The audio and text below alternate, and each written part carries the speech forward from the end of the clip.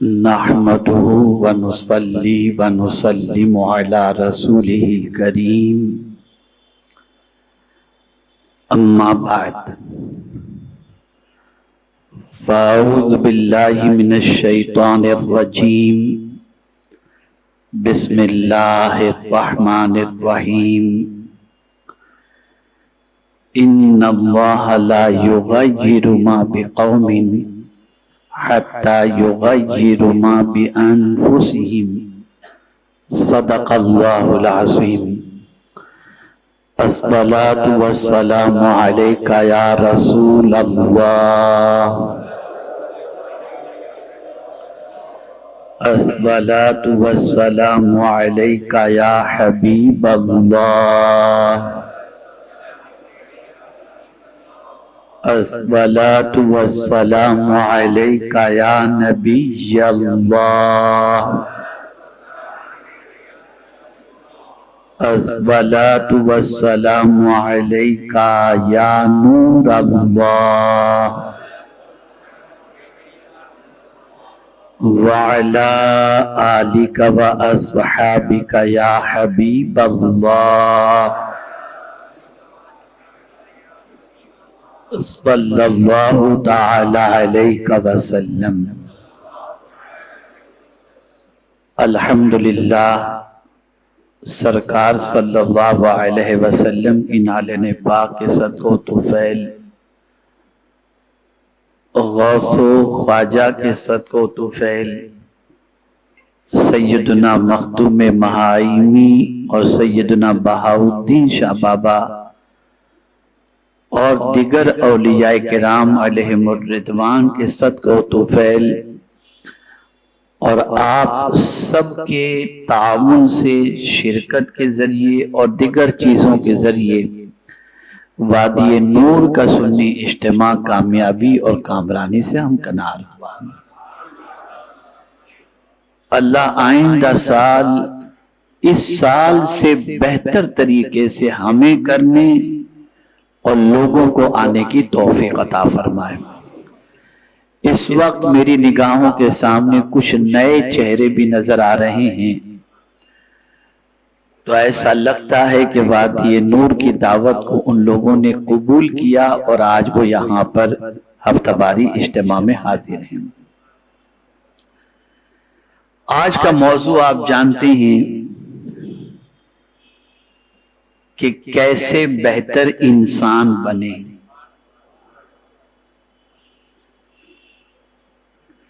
دنیا میں ہر انسان کی یہ تمنا ہوتی ہے کہ میں بہتر بنوں، لیکن بہتر کیسے بنوں انہیں معلوم نہیں ہوتا، اور بہتر بننے کے لیے جن چیزوں کی ضرورت ہوتی ہے ان چیزوں سے بھی ان کا تعلق کوئی خاص نہیں ہوتا۔ میرے پیارے آقا صلی اللہ تعالی علیہ وسلم کے پیارے دیوانوں، میں کچھ ایسی باتیں آپ کی سماعتوں کے حوالے کروں گا انشاءاللہ، جس سے جس کے دل میں بہتر انسان بننے کی تمنا ہوگی وہ انسان بہتر بننے کے لیے انشاءاللہ کوشش کرے گا۔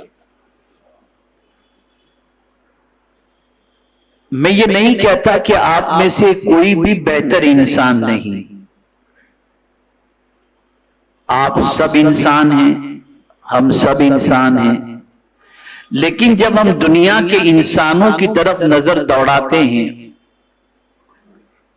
تو ہمیں لگتا ہے کہ ہم دنیا کے بہت سارے کامیاب اور اچھے انسانوں کے کمپیر میں بہت پیچھے ہیں۔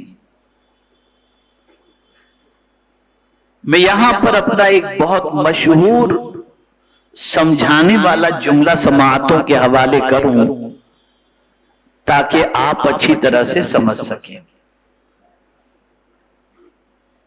ہمارے یہاں مالدار بننے کا شوق ہے، برانڈ بننے کا شوق نہیں۔ ہمارے یہاں مالدار بننے کا شوق ہے، برانڈ بننے کا شوق نہیں۔ آپ سوچتے ہوں گے یہ کیسی بات ہے؟ اسی سے آپ بہتر انسان کس کو کہتے ہیں یہ آپ کی سمجھ میں آ جائے گا۔ ایک مالدار انسان یا ایک مالدار شخص اگر بہت برانڈیڈ گاڑی خرید لے اور خرید کر اس گاڑی کے اندر وہ سفر کرتا ہو تو لوگ گاڑی کو تو دیکھیں گے، گاڑی والے کو نہیں دیکھیں گے، اس لیے کہ گاڑی والا کون ہے نہیں معلوم، اس کی اپنی کوئی پہچان نہیں ہے، اس کی کوئی آئیڈینٹی نہیں ہے، اس کی کوئی شناخت نہیں ہے، بس یہ کہ اس کے پاس گاڑی ہے، قیمتی گاڑی ہے۔ اور الحمدللہ دنیا گھومنے کی وجہ سے میں جانتا ہوں کہ آپ کو قیمتی سے قیمتی گاڑیاں اور اچھی سے اچھی برانڈیڈ گاڑیاں رینٹ پر اگر چاہیے تو آپ کو دنیا کے مختلف ایئرپورٹس پر وہ گاڑیاں مل جاتی ہیں۔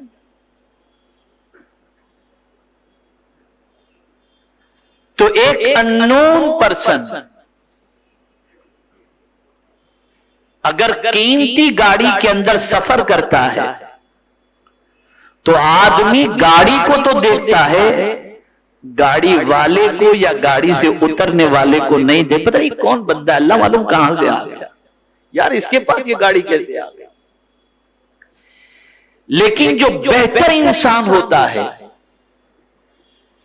پھر وہ آٹو رکشہ سے بھی اترتا ہے نا تو لوگ اس کو دیکھتے رہتے ہیں، اسے دیکھتے ہیں، یار ان کے نزدیک نہ سائیکل کی اہمیت ہے نہ آٹو رکشہ کی، کچھ بھی نہیں، ارے اس میں سے اترے یہ آ رہے ہیں۔ اور ہم نے اپنے ماتھے کی آنکھوں سے ایسے لوگوں کو دیکھا۔ فرق بہت بڑا ہو چکا، انسان بہتر بننے کے لیے باہر کی چیزوں کو سہارا بنا رہا ہے، حقیقت یہ ہے کہ بہتر انسان بننے کے لیے باہر کی چیزوں کی ضرورت نہیں، اندر سے بہتر بننے کی ضرورت ہے۔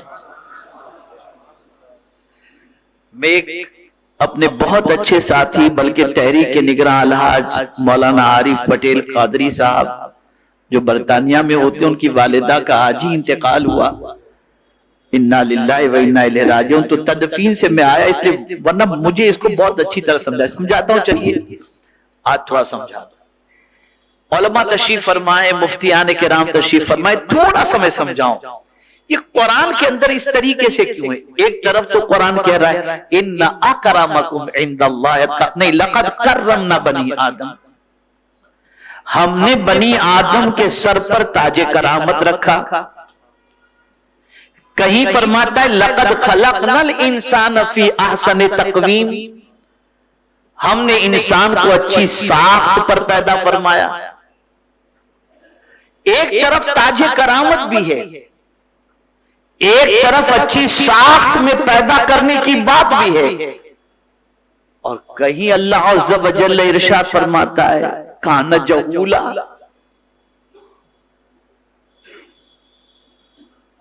یا اللہ ایک طرف فضیلت بیان کی جا رہی ہے، دوسری طرف عیب بیان کیا جا رہا ہے۔ تو سوال یہ پیدا ہوتا ہے کہ جس کے سر پر تاج کرامت رکھا گیا وہ عیب دار کیسے؟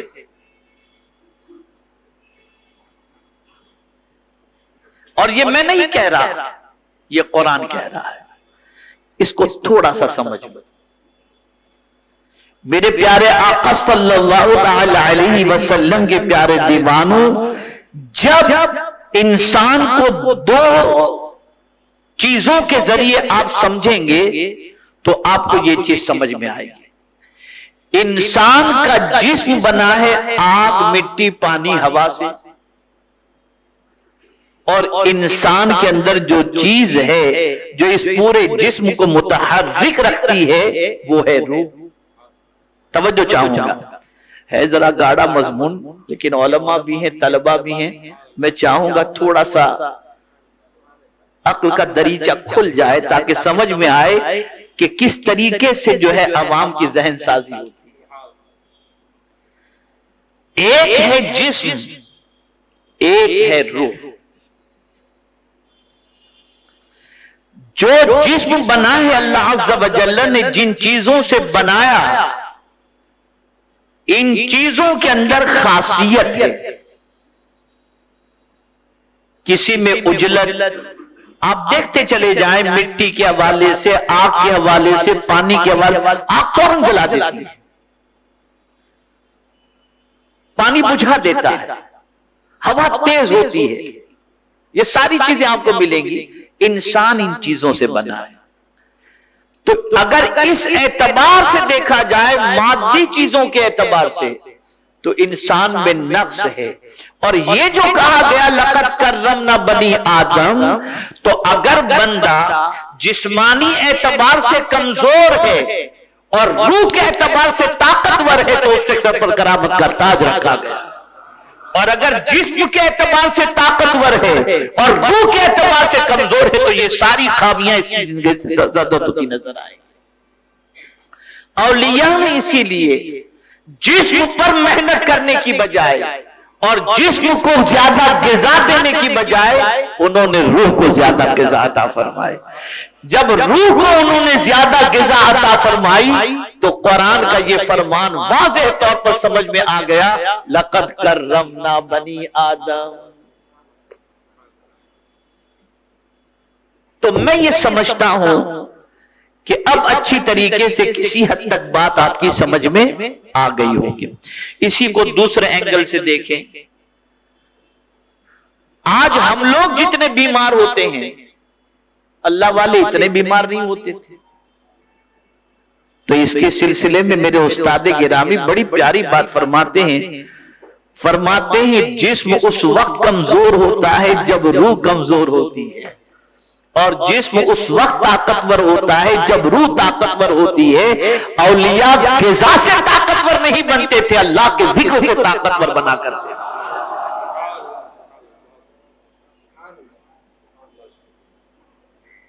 غوث پاک تو کئی دنوں تک کچھ بھی نہیں کھائے، طاقتور ایسے کہ مردے کو ٹھوکر مارے تو زندہ ہو جائے۔ اب آئیے، میں مضمون تھوڑا سا طویل ہے لیکن اب میں آپ کو سمجھاتا ہوں۔ دیکھیں اسی اعتبار سے قرآن کو سمجھیں آپ۔ ماشاءاللہ آج جو ہے جیم میں جا کر کے لوگ اپنے آپ کو ایک دم بالکل وی شیپ کے اندر باڈی بناتے ہیں، نکلے تو لگے کہ کوئی صاحب جا رہے ہیں۔ وہ اپنی نگاہوں میں مرد ہوں گے اور قرآن کی نگاہوں میں مرد کون ہے اسے سمجھ لیجئے۔ تو قرآن کے در رجال لا تلہیہم تجارت ولا بیع عن ذکر اللہ۔ قرآن کی نظر میں مرد وہ ہے کہ تجارت اسے اللہ کے ذکر سے غافل نہیں کر سکتی، یہ ہے مرد۔ اور صوفیہ کی اصطلاح میں مرد اسی کو کہتے ہیں، اسی کو مرد کہتے ہیں، اسی لیے کہتے ہیں مردان درویش۔ اب آئیے تھوڑا سا اور ایزی کر دوں، ورنہ آپ سوچیں گے کہ بھئی یہ تو سمجھنے کے لیے ذرا مشکل مسئلہ ہوگا، لیکن تھوڑا سا ایزی کر دوں تاکہ آپ اپنے آپ کو اس سانچے میں ڈھال سکیں۔ بہتر انسان بننے کے لیے آپ کو سب سے زیادہ جس چیز کی طرف توجہ دینی ہے پرائیورٹی میں، وہ ہے کمفرٹ زون سے باہر نکلنا۔ یار میری تو عادت ہے 8 گھنٹے کی نیند نہیں ہوگی تو مزہ نہیں آتا، میری تو عادت ہے ایئر کنڈیشن نہ ہو تو میں جی نہیں سکتا۔ اگر آپ کو بہتر انسان بننا ہے تو سب سے پہلے کمفرٹ زون سے باہر آئیے۔ اس لیے کہ قرآن نے واضح طور پر ہماری تخلیق کا ابتدائی مرحلہ جو بیان کیا وہ یہی کیا، لَقَدْ خَلَقْنَا الْإِنسَانَ فِي كَبَدٍ۔ آرام میں نہیں، تکلیف میں پیدا کیا گیا۔ تو سب سے پہلے اپنے جسم کو تھکاؤ، مشقت کا عادی بناؤ، آرام پسندی سے باہر نکلو، جب تک کہ زمین پر چٹائی پر بغیر اے سی کے آپ کے جینے کی عادت نہیں چھوٹے گی، اس وقت تک آپ کا پہلا قدم بہترین انسان بننے کی طرف نہیں اٹھ سکتا۔ تو بہترین انسان بننا ہے تو کمفرٹ زون سے باہر آئے۔ میرے پیارے آقا صلی اللہ علیہ وسلم کے پیارے دیوانوں، اس کو بہت چھوٹے جملے میں سمجھا دوں، عادتوں کے غلام مت بنو۔ کس کے غلام مت بنو؟ عادتوں کے غلام مت بنو، چیزوں کے غلام مت بنو۔ اگر یہ غلامی تم نے قبول کر لی تو بہترین انسان نہیں بن سکتے۔ اب اس کو اور تھوڑا سا قریب کر کے سمجھاؤں کہ دنیا میں چوری، ڈکیتی، لوٹ مار، یہ ساری چیزیں جو ہو رہی ہیں، اس میں ایک بڑا دخل اس چیز کا ہے کہ انسان ایسی چیزوں کا عادی بن چکا ہے کہ اس کے بغیر جی نہیں سکتا۔ اور بہت سارے بڑے بڑے بزنس مین یہاں بھی اس وقت موجود ہیں، کچھ بزنس مین، اب ان کے پاس اپنا اسٹیٹس مینٹین کرنے کے لیے اپنا ذاتی پیسہ نہ بھی ہو تو بینک سے قرض لیں گے۔ یار ہماری تو عادت ہے، لوگ پتہ نہیں کیا سوچیں گے۔ اب وہ کروڑوں کا قرض لیا جا رہا ہے صرف اپنی عادتوں کو اور اپنی زندگی کو مینٹین اور اسٹیٹس کو مینٹین کرنے کے لیے۔ تو بہتر انسان بننا ہے تو مشقت کے عادی بنو، تکلیف اٹھانے کی عادت بناؤ۔ جتنے بھی صحابہ آپ دیکھیں گے، واللہ سارے صحابہ کی زندگی اٹھا کر دیکھو اور خود رحمت عالم صلی اللہ علیہ وسلم کی حیات طیبہ اٹھا کر کے دیکھو تو آپ کو پتہ چلے گا کہ سب نے اپنی زندگی کمفرٹ زون کے اندر نہیں بلکہ مشقتوں کے اندر گزاری ہے۔ اور یہاں تھوڑا سا ٹچ دے دوں سنت کی طرف، تو میرے آقا صلی اللہ علیہ وسلم نے جس طریقے کی زندگی گزاری ہے، اس طریقے کی یعنی ان سنت پر عمل کرنا کسی غریب کو بھی کوئی مشکل نہیں ہو سکتا۔ چٹائی پر سونا، ہاتھ کا تکیہ بنا لینا، اب کمفرٹ زون کی بات کروں، اللہ اکبر، رسول اعظم صلی اللہ علیہ وسلم کی بارگاہ میں فاروق اعظم رضی اللہ تعالیٰ عنہ تشریف لائے تو پشت انور پر چٹائی کے نشان تھے۔ سرکار سے عرض کرتے ہیں حضور اجازت دیں تو نرم گدے کا انتظام کر دوں تاکہ حضور آرام سے سوئیں۔ قربان جائیے میرے آقا کے جواب۔ اور پھر فاروق اعظم نے یہ بھی عرض کیا حضور دیگر بادشاہ تو بہت محل کے اندر اور آرام سے رہتے ہیں اور سید الانبیاء اس طریقے سے۔ سرکار نے فرمایا ان کے لیے دنیا ہے، ہمارے لیے آخرت۔ نکالا کمفرٹ زون سے، نکالا کمفرٹ زون سے۔ میرے استاد گرامی نے ایک بڑی پیاری بات بتائی، چونکہ علماء موجود ہیں، انہوں نے فرمایا کہ تمہیں معلوم ہے کہ صحابہ کی تربیت حضور نے کہاں کی اور کیسے کی؟ اب ہم لوگ تو کیا ہے صحبت لے کر بیٹھ جاتے ہیں اور چیزوں کو، ساری چیزوں کا تذکرہ کرتے ہیں۔ انہوں نے کہا کہ صحابہ کی صحیح معنوں میں تربیت شام ابی طالب کے اندر ہوئی۔ وہ جو 3 سال کا محاصرہ تھا، 3 سال کا سوشل بائیکاٹ تھا، اس میں صحابہ کو ہر مشقت سے حضور نے گزارا اور اس کے بعد کوئی مشقت ایسی نہیں تھی جس کے سامنے صحابہ ڈھیر ہوتے ہوئے نظر آئے۔ یہ تربیت ہے۔ تو کمفرٹ زون سے باہر نکلو، عادت بناؤ۔ اللہ نے اچھا دیا ہے، اچھی طریقے سے رکھا ہے، تو میں یہ نہیں کہتا کہ آپ اس کا استعمال نہ کرو، لیکن کبھی تکلیف آ جائے، کبھی ایسی بات بھی آ جائے، کبھی چٹائی پر بھی سونے کی عادت رکھیں، کبھی اس طریقے سے بھی کہ بغیر پنکھے کے۔ میں اپنا ایک واقعہ بتاؤں، شاید یہاں پر بہار کے بھی آج ایک عالم دو عالم تشریف لائے میں نجمی علماء۔ میں بتاؤں، میں بہت تھکا ہوا تھا، لمبا سفر کر کے میں پٹنہ پہنچا۔ پٹنہ میں ایک ڈاکٹر صاحب ہمارے مرید ہیں، ان کے گھر پر قیام کا انتظام کیا گیا. اب ان کا گھر جو ہے نا ٹاپ فلور پر ٹاور کے اندر چوتھے پر 5ویں منزلے پر ان کا گھر تھا. ہم نے پہلے سے کہہ دیا تھا اس لیے کہ گرمی بڑی شدید تھی. تو میں نے کہا تھا کہ بھئی دیکھو گرمی شدید ہے, میں تھکا ہوا ہوں, تھوڑی سی نیند مجھے مل جائے, ایسا انتظام ہونا چاہیے. اب ان کا گھر سب سے بہتر, انتظام بھی کیا گیا تھا, لیکن اتفاق سے وہاں کا جو پاور کا جو ہوتا ہے وہ خراب ہو گیا, اور خراب ہونے کی وجہ سے لائٹ نہیں. اب میں جب پہنچا اوپر وداؤٹ لفٹ, تھکا ہوا تھا, مجھے بڑی اچھی نیند آئی. تو میری عادت ہے تھوڑی سوچنے کی. میں نے کہا یار اتنی تھکاوٹ میں بغیر اے سی کے نیند کیسے آئی. تو بات یہ سمجھ میں آئی کہ جب آدمی محنت کر کر کے بہت تھک جاتا ہے تو پھر چٹائی پر بھی نیند آ جاتی ہے اور فٹ پاتھ پہ بھی نیند آ جاتی ہے. تو یہ تھکاوٹ تھی جس نے اے سی کا مجھے محتاج نہیں بنایا.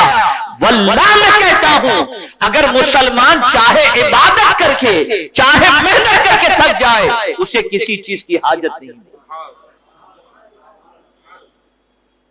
محنت شرط. تو پہلی چیز ہے کمفرٹ زون سے تھوڑا سا باہر آؤ. اب دوسرا قدم, بہترین انسان اگر بننا ہے تو چھوٹے چھوٹے قدم اٹھاؤ. ایک ساتھ میں آپ بہت ٹاپ پر نہیں پہنچ سکتے. چھوٹے قدم ہی آپ کو بڑا انسان بنا سکتے ہیں. اس کو میں ایک مثال کے ذریعے سمجھاؤں. روزانہ اگر آپ 15 منٹ اچھی طریقے سے مطالعہ کرتے ہیں, دین سیکھتے ہیں, تو 6 مہینے کے بعد آپ خود اپنے کو پہلے سے دینی اعتبار سے بہتر سمجھیں گے. یہ چھوٹا قدم, یہ چھوٹا قدم. تو بہتر انسان بننا ہے تو چھوٹے چھوٹے قدم اٹھائیں.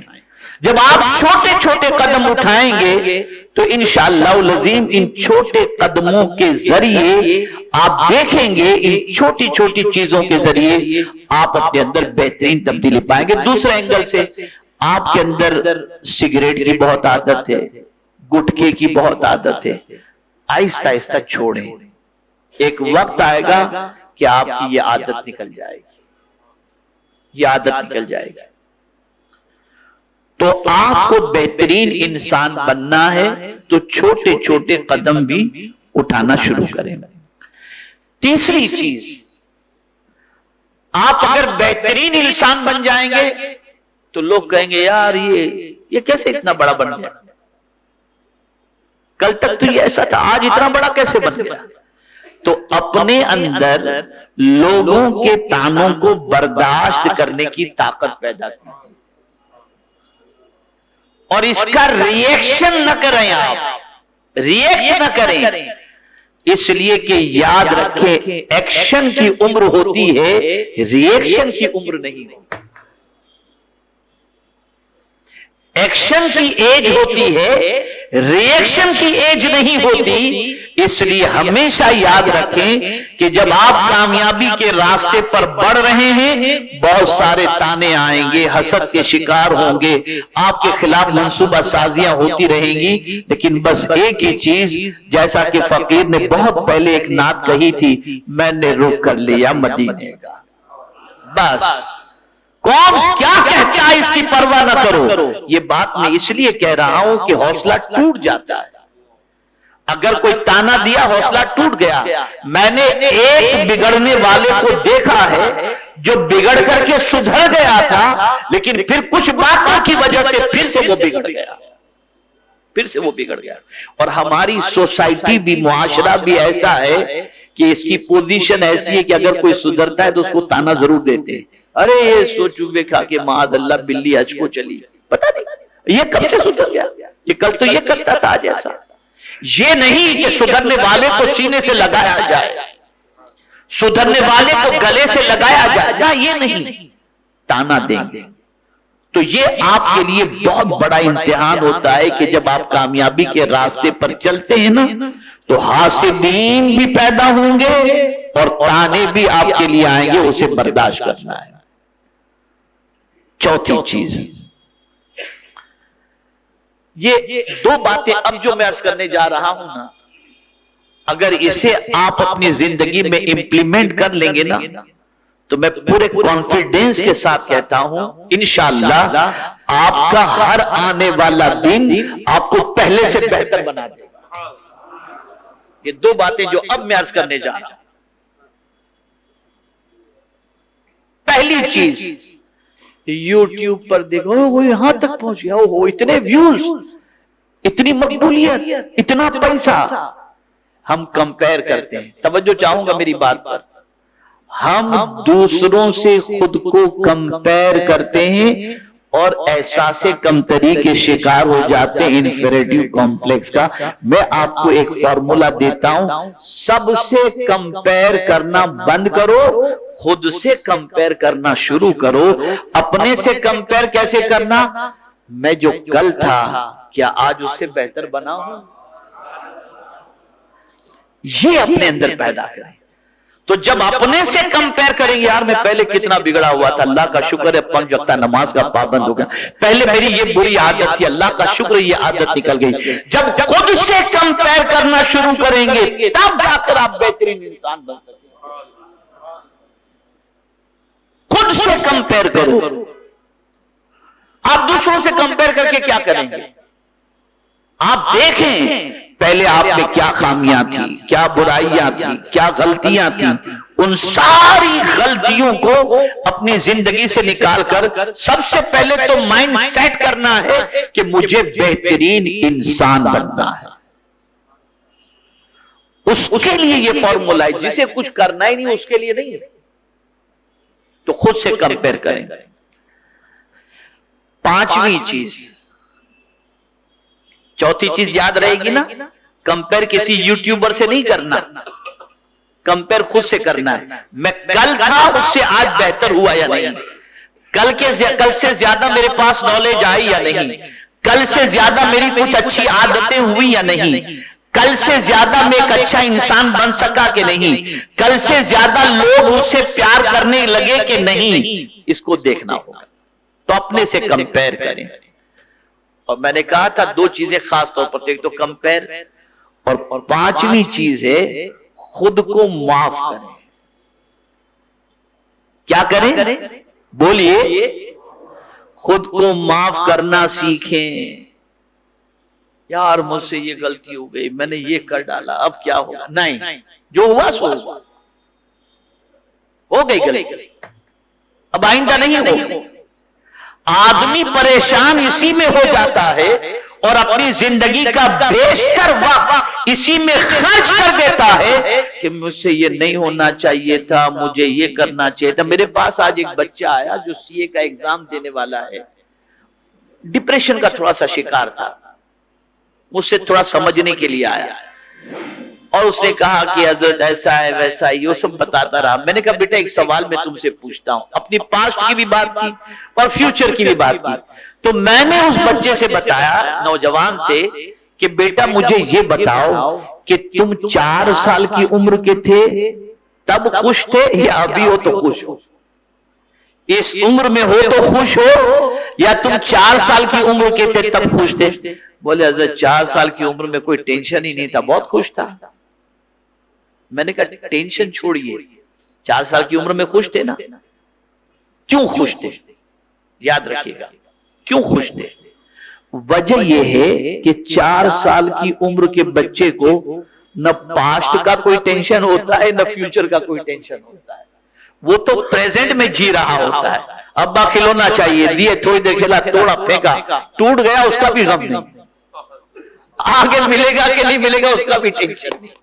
وہ پریزنٹ سے بینیفٹ اٹھاتا ہے اور سوچتا ہے ابھی کو میں انجوائے کر لوں، چاہیے بھول جاؤ پاسٹ کو، بھول جاؤ فیوچر کو، جو ابھی کی زندگی ہے اس سے فائدہ اٹھاؤ، اس سے فائدہ۔ اور اسی لیے ولی کی تعریف ہی یہ کی گئی، لا خوف علیہم ولا هم یحزنون، نہ انہیں کوئی خوف اور نہ انہیں کوئی غم، نہ فیوچر کا کوئی ٹینشن ہے اور نہ پاسٹ کا کوئی غم ہے۔ جو ہونا تھا سو ہو گیا، جو ہوگا سو ہوگا، ابھی کی زندگی کو اللہ کی یاد میں گزار۔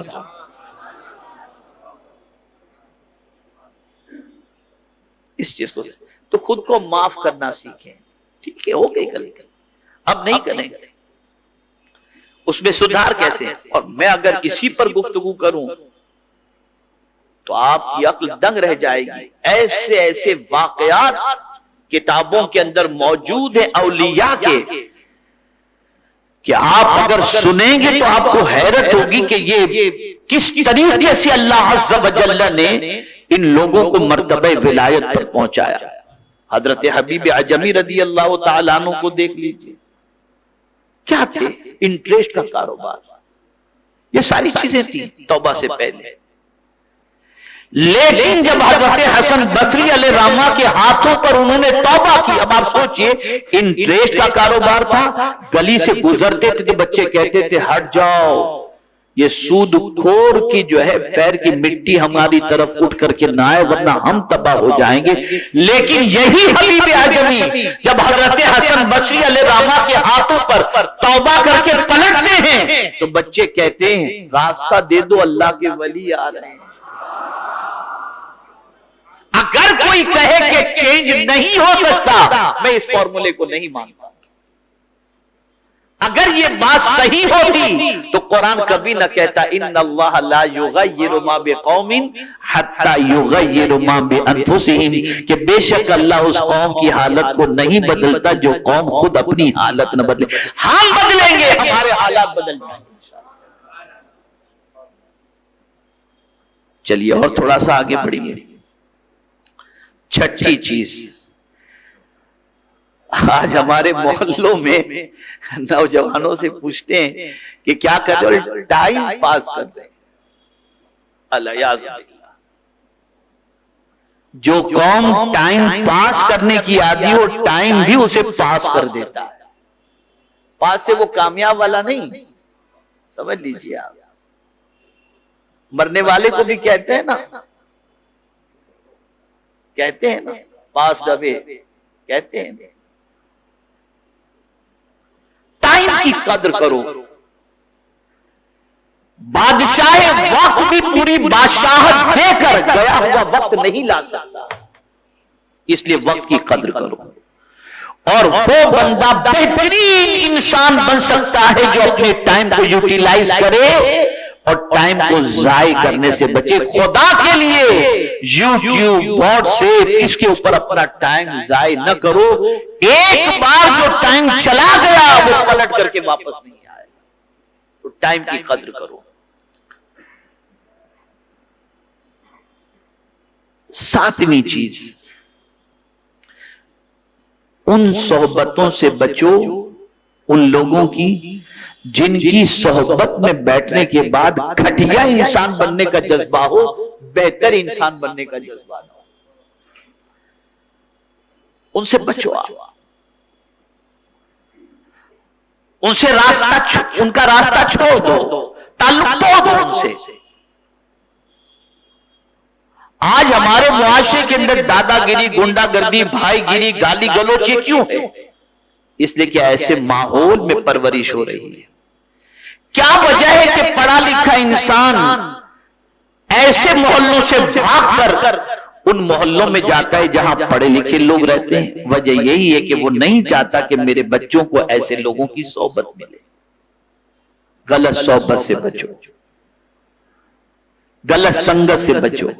کبھی کبھی انسان کہتا ہے میں تھوڑی بگڑا ہوا ہوں، ارے بیٹھنے سے کیا فرق پڑ جاتا ہے. میرے بھائی اتنے پاورفل آپ نہیں ہیں کہ غلط آدمی کی صحبت میں بیٹھ کر سیدھے رہ کر رہ سکے. ہو ہی نہیں سکتا، ہو ہی نہیں سکتا. اگر یہ بات ہوتی تو کبھی یہ نہ کہا جاتا کہ یا ایھا الذین آمنوا اتقوا اللہ وکونوا مع الصادقین. اے ایمان والو اللہ سے ڈرو اور سچوں کے ساتھ ہو جاؤ. اس لیے کہ اگر تم اچھے اور سچے لوگوں کی صحبت اختیار کرو گے تو تم اچھے بن جاؤ گے، سچے بن جاؤ گے. وقت بھی زیادہ ہو گیا، چلیے اب آخری بات عرض کر دوں. اب ایک طرف تو ہم نے روک دیا کہ بری صحبت سے بچیں، غلط صحبت سے بچیں، تو اب بیٹھے کہاں؟ اپنے سے بڑوں کی صحبت میں، اپنے سے زیادہ پڑھے لکھے لوگوں کی صحبت میں اور اپنے سے زیادہ اچھی فکر اور اچھے عمل والوں کی صحبت میں بیٹھو. صحبت رنگ لاتی ہے. بس ایک بات عرض کر دوں، کبھی کبھی علماء آتے ہیں تو ذرا اچھا لگتا ہے ان کی موجودگی میں کچھ بات کرنا. میں کمال کی بات ہی بتاؤں، میں آیا تب الحمدللہ امیر المؤمنین خلیفۃ المسلمین سیدنا صدیق اکبر رضی اللہ تعالی عنہ سے متعلق مولانا حزار نجمی صاحب بیان کر رہے تھے. میں صدیق اکبر کی ایک خصوصیت بتاتا ہوں، شاید کہ کچھ لوگ پہلی بار سنیں. پہلی بار صدیق اکبر نے حضور سے جتنے بھی سوال پوچھے، کوئی بھی عمل کے بارے میں نہیں، سارے سوال ایمان کے بارے میں پوچھے. سارے سوال ایمان کے بارے میں.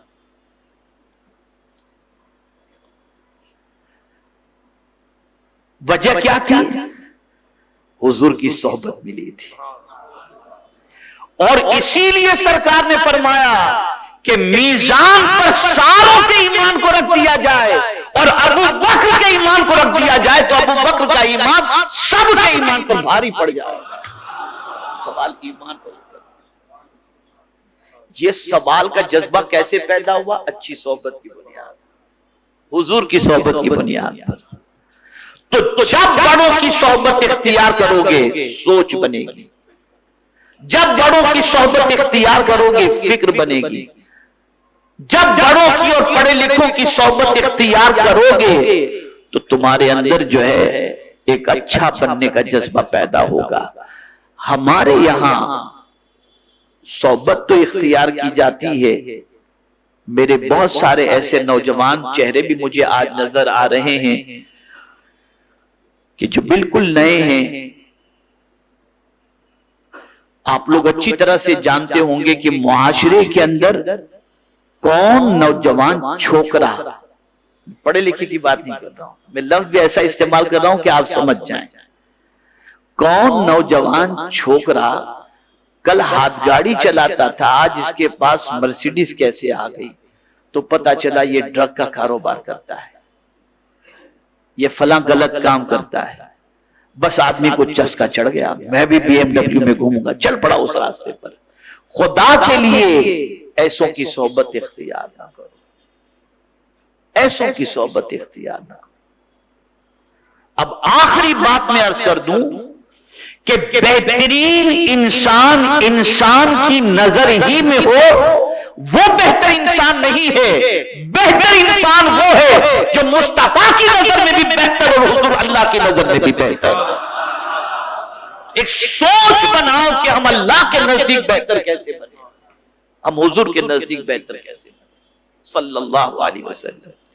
یہ مختصر سی باتیں تھیں، اور حالانکہ یہ موٹیویشنل پروگرام کی باتیں تھیں، لیکن چونکہ وادی نور کے اندر مجھے انسانیت کے بارے میں بولنا تھا، میرے بڑے تشریف لائے تو میں نے اپنی گفتگو کو سمیٹ دیا. اب یہی ٹاپک کچھ اتنا بڑا ہے کہ اس کے لیے اب کئی دنوں تک اس پر اگر گفتگو کرتے رہیں تو اب میں کوشش کر رہا ہوں کہ مسلمان تو ہیں، اب کم سے کم انسان اچھا بنا لیا جائے اور ایسی باتیں ہم سیکھ لیں جس سے بہترین انسان بن جائیں. بس ایک حدیث جس نے مجھے بہت تڑپا کے رکھ دیا ہے اور جس نے مجھے جو ہے وہ بہت موٹیویٹ کیا ہے، سوشل ورکر بھی یہاں پر موجود ہے سوشل ایکٹیویٹیز میں. ہوتا یہ ہے کہ ہم اگر کسی کی مدد کرتے ہیں تو سمجھتے ہیں کہ ہم اس کا بھلا کر رہے ہیں، لیکن ایک حدیث نے مجھے جھنجھوڑ کے رکھ دیا، اور اس حدیث کو سنیے. آقا کریم صلی اللہ علیہ وسلم فرماتے ہیں جو انسانوں کی مدد میں لگا رہتا ہے اللہ اس کی مدد میں لگا رہتا ہے. تو ہم تو سوچ رہے ہیں کہ اس کی مدد کر رہے ہیں، حقیقت یہ ہے کہ اللہ کی مدد کے دروازے اپنے اوپر کھول رہے ہیں. بس اپنے آپ کو دوسروں کو مدد کرنے والا بناؤ، بہترین انسان وہی ہے جس سے لوگوں کو فائدہ پہنچے، لوگوں کو تکلیف نہ پہنچے۔ اللہ تعالیٰ رحمت عالم صلی اللہ علیہ وسلم کے صدق و طفیل مجھے آپ کو سب کو اللہ اور اس کے رسول کے ارشادات پر عمل کی توفیق نصیب فرمائے، اور میرے پیارے آقا صلی اللہ علیہ وسلم کے پیارے دیوانوں پابندی کے ساتھ ہر سنیچر کو تشریف لائیں گے نا انشاءاللہ، آئیں بھی اور لائیں بھی انشاءاللہ العظیم، اور سنی دعوت اسلامی سے کنیکٹ ہوں، وابستہ ہوں، تاکہ وابستگی کے بعد آپ کی زندگی میں نکھار پیدا ہو سکے۔ اگر کوئی کہتا ہے دنیا مجھ سے نفرت کرتی ہے، چھوڑ دیجئے، آپ ایسے بننے کی کوشش کریں کہ اللہ بھی پیار کرے، اللہ کے رسول بھی پیار کریں، تو دنیا خود بخود پیار کرے گی۔ وَمَا عَلَيْنَا إِلَّا الْبَلَاغُ الْمُبِينُ۔ السلام علیکم ورحمۃ اللہ وبرکاتہ۔